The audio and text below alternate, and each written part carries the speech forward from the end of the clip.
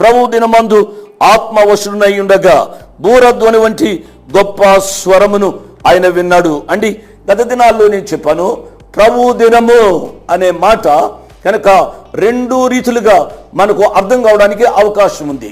The Lord's day, the day of the Lord. ప్రభు దినము అని ఇక్కడ వాడబడింది. ఏమిటి అనగా ప్రభువును ఆరాధించే దినము అని గ్రహించాలని ప్రభు పేరిట నేను మనవి చేస్తున్నాను. కనుక ఆది కాలంలో వారు ఆదివారమున ప్రభువును ఆరాధించడానికి వారు కూడుకున్నారు. ఆదివారమున వారు ప్రభు బల్లను వారు ఆచరిస్తూ వచ్చారు. కాబట్టి ఆదివారమున ఆయన ఆత్మవశుడై ఉన్నట్లుగా దేవుని యొక్క వాక్యంలో మనం చూస్తూ ఉన్నాం.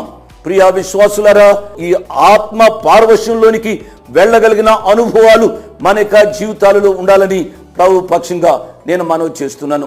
ఎంతగా ప్రభు యొక్క సన్నిధానంలో మనము ప్రార్థిస్తామో, ఎంతగా ప్రభు యొక్క సన్నిధానంలో మనము ధ్యానం